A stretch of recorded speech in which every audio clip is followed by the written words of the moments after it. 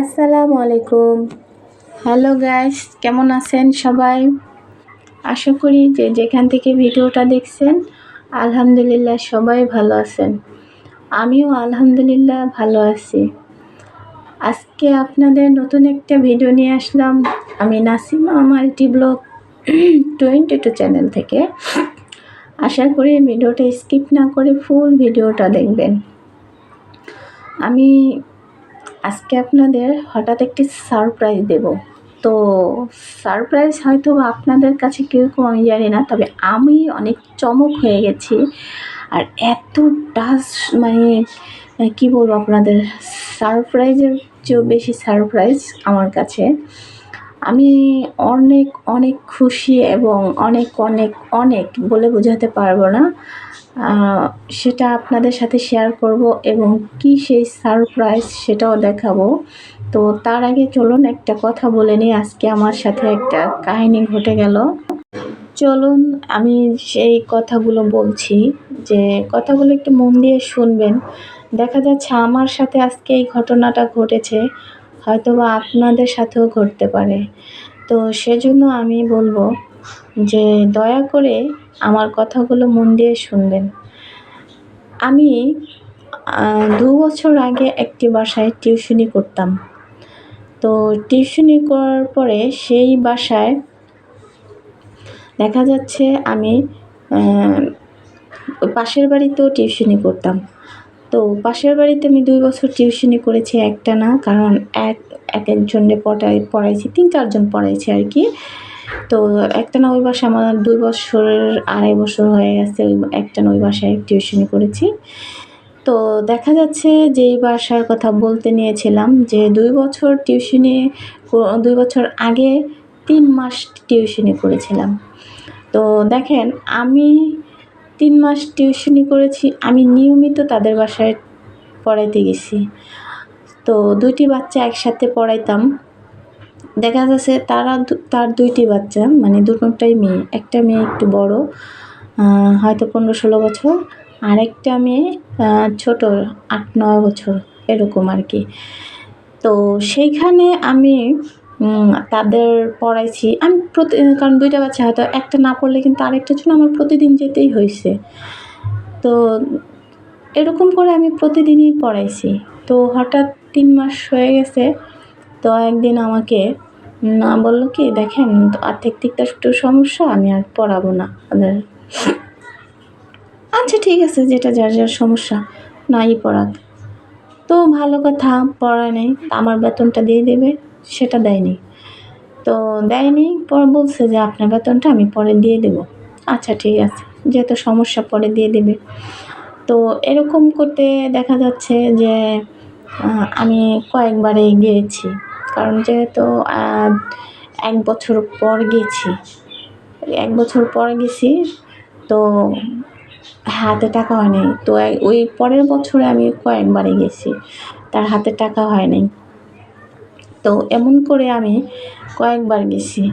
তো টাকা হয় নাই। পরে একদিন রমজানের আগে গেছি। আগে যাওয়ার পরে আমি বলছি যে দেখেন আমি গ্রামে চলে যাব, তো আমার টাকাটা যদি দিতেন। বলছে যে আপনার যাওয়ার আগে পাইলেই তো হয়, দিয়ে দেবো, আপনার যাওয়ার আগে দেবো, আপনি পড়াইছেন আপনাকে দেবো না? ঠিক আছে, দিবেন তাহলে দেন। তো বলতেছেন পড়াইছেন তাহলে পড়াইছেন দিব না। পরে আমি ভাবছি হ্যাঁ দিবেন তাহলে দেন, এখন হাতে তো নাই, আসলে দিয়ে দেবো। তো তার হাতে টাকা নাই, টাকা নেই, আসলে দিয়ে দেব, বাস। তো এখন শেষ পর্যায়ে আমি চলে যাব, আমি আমার বাসায় চলে যাব গ্রামে। তো এখন আমি তাদের বাসায় গিয়েছি আজকে।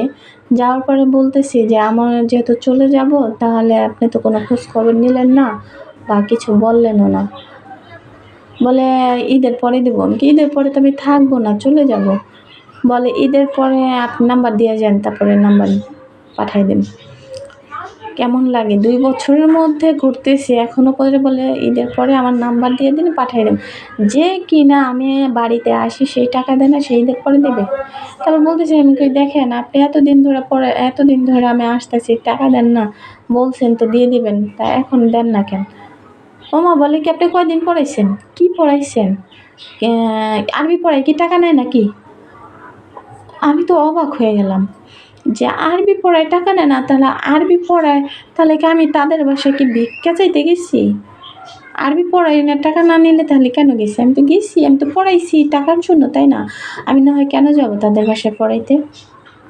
কেন যাব তাদের বাসায় পড়াইতে বলেন? টাকার জন্য গেছি না? ভিখারির মতো এই পাঁচতলা, ওই পাঁচতলা, এই চারতলা, ওই চারতলা, তিনতলা, চারতলা, পাঁচতলা এরকম করে তখন আমি 40 তলা পাইতাম। বোঝেন একটা মানুষের কত পরিশ্রম। আমি নিজেও পাঁচতলায় থাকতাম। তো সেখানে মনে করেন আমার সাথে এরকম বিহেভ আর এরকম ব্যবহার দিল, সেই ব্যবহারের জন্য আমি তো চলে আসলাম সেখানে। পরে আমি তার স্ত্রী বলতেছে যে টাকাটা দিয়ে দেন।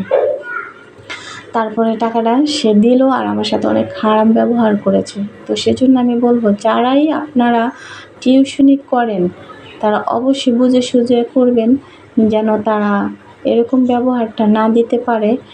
আর আগেই চলে আসবেন, কারণ আমি অনেক কষ্ট পাইছি, কারণ এরকম ব্যবহার আমি আশা করিনি। তো যাই হোক বন্ধুরা, আমি কিন্তু অন্যদিকে চলে গেছি আপনাদের সেই সারপ্রাইজটা দেখানোর জন্য। আমি কিন্তু অলরেডি সারপ্রাইজ দেখাচ্ছি, অবশ্যই দেখতেই পাচ্ছেন সেই সারপ্রাইজ। আমি সারপ্রাইজটা এই তো আমার ড্রেসিং টেবিল, যেটা আমার অনেক দিনের স্বপ্ন সাধনা ছিল। আমি একটা ড্রেসিং টেবিল কিনবো, অনেক স্বপ্ন সাধনা ছিল। তবে আমি বেশিরভাগ আগের দিনের যে ড্রেসিং টেবিল আছে, যে একটা আয়নার ড্রেসিং টেবিল থাকে, আমি ওগুলো বেশি পছন্দ করি। কিন্তু বর্তমানে তার ওগুলো অর্ডার ছাড়া বানানো হয় না। তো আমার অনেক দিনের স্বপ্ন, অনেক দিনের সাধনা আমি আজকে পূর্ণ করলাম। তো আপনারা দেখে বলবেন যে আমার এই সারপ্রাইজটা কেমন হয়েছে। আমি কিন্তু অনেক মানে কি বলবো, মানে এত খুশি হয়েছি যে এটাকে ঘরে এনে। অবশ্য আমার রুমে জায়গা নাই, আমি গ্রামে নিয়ে যাব, তো সেই জন্য কিনেছি। এটা আমি পাশের রুমে রেখেছি। এটা আমার রুম নয়, পাশের রুম। তো এখানে আমি একটু রাখছি আর কি। তো দেখা যাচ্ছে যে এটা মানে এটা অনেক সুন্দর, কাঠও ভালো, আকাশমণি কাঠ বলে আর কি। তো এটার দাম হলে তো আপনারা অবাক হয়ে যাবেন। এটা খুব কম প্রাইজে, কম দামে কিনেছি। আর এরকম কম দামে আপনার হয়তোবা মানে ফার্নিচার অনুযায়ী ফার্নিচার অনুযায়ী কম, কিন্তু আমার অনুযায়ী অনেক বেশি। আমি শুধু একটা কিনি নাই, সাথে আরেকটা জিনিসও আছে, সেটাও আপনারা দেখতে পারবেন। সেই ছোট্ট একটা জিনিস আছে, তো ওটাকে দুটা মিলিয়ে আমি, এটা জানেন কত নিয়েছে? এই দুইটা মিলিয়ে আমি 12,000 টাকা দিয়েছি। দুটো মিলিয়ে 12,000 টাকা দিয়েছি। সবাই তো বলে অনেক সুন্দর একটা জিনিস কিনেছে, অনেক সুন্দর হয়েছে। তাহলে বন্ধুরা আপনারা কমেন্টসে জানাবেন আমার কেমন হয়েছে।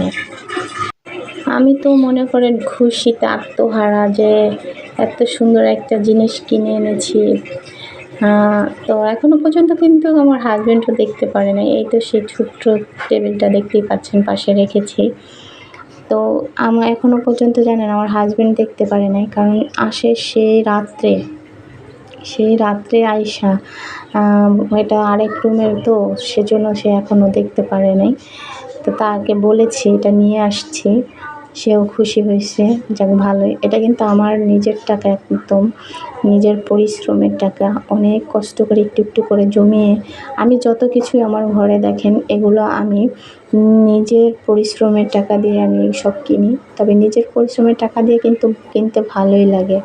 তবে আমি আরেকটা কথা বলতে চাই আপনাদের, আমি কিন্তু শুধু এটা কিনেছি তা না, আমি এই জায়গা থেকে আমার ঘরে যে শোকেসটা দেখেছেন, আমি শোকেসটাও কিনেছি। সেটা অলরেডি আপনাদের দেখাচ্ছে আবারও, যারা না দেখেছেন তাদেরকে আমি দেখাবো। তো ওই শোকেসটা হলো, এই যে দেখেন, আমি শোকেসটা আপনাদের দেখাবো। শোকেসটা হলো, আর এটা আমি এক জায়গা থেকে এনেছি। শোকেসটা অবশ্য আগে এনেছি, এটা একটু পরে, এটা মানে এখন এনেছি। তো ওখানে খুব কম দাম, আপনারা ইচ্ছে করলে সবাই ওখানে যেতে পারেন। এই জায়গাটা হলো শিক্ষণ বাজার আছে, ওখানে শিক্ষণ বলে, যেটা হলো আপনার ইসের মধ্যে পড়ে, কি বলবো ওটা আপনার ওই যে আমি পুরান ঢাকায় থাকি, পুরান ঢাকার মধ্যে মানে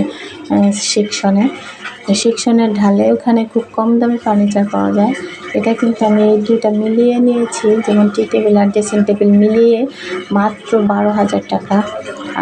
খুব মানে সবাই শুনে তো অবাক, এত সুন্দর জিনিস কিনেছেন মাত্র 12,000 টাকা দিয়ে, খুব ভালো কিনেছেন।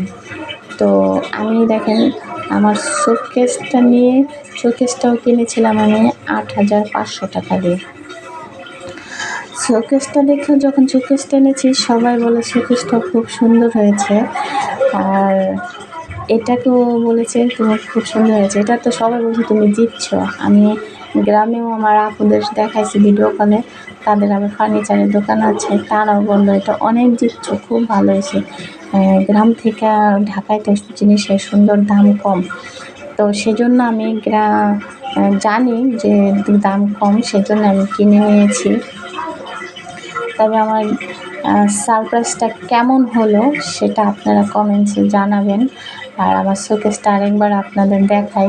তো এই যে দেখুন আমার শোকেসটা, আর এইটা হচ্ছে আমার শোকেস। 8,500 টাকা দিয়ে আমি এই শোকেসটা নিয়েছিলাম। তো দেখুন আমি এখন কিন্তু সব কিছু খালি করে ফেলছি, চলে যাব দেখে আর সব কিছু গুছিয়ে রাখছি। আমি চলে যাব সেই কারণে। তো আপনারা আবার ভাইবেন না যে এমনি কিছুই নাই শোকেসে, আসলে শোকেস থেকে সব বের করে ফেলছি, তো এই জন্য শোকেস খালি হয়ে গেছে। তো এই শোকেসটা কিনছি 8,500 দিয়ে, তখনই এনেছি মতন সবাই বলছে যে বাড়ির সবাই বলছে অনেক সুন্দর হয়েছে, এত কম দামে কিভাবে আনলা। আর এখন ড্রেসিং টেবিলটা এনেছি, সেখানেও সবাই বলতেছে অনেক সুন্দর হয়েছে, এত কম দামে কিভাবে সম্ভব হলো। তাই আমি আপনাদের বলছি যদি কেউ আনতে চান তাহলে এই ঠিকানায় চলে আসতে পারেন। তা আজকে আর আমি বেশি কথা বলবো না, আজকের মতো আমি বিদায় নেব, অনেক কথা বলে ফেলেছি। তো সবাই ভালো থাকবেন, সুস্থ থাকবেন, যদি ভুল ত্রুটি হয় ক্ষমা দৃষ্টিতে দেখবেন। আজকের মতো বিদায় নিচ্ছি নাজমা মাল্টিব্লগ 22 চ্যানেল থেকে।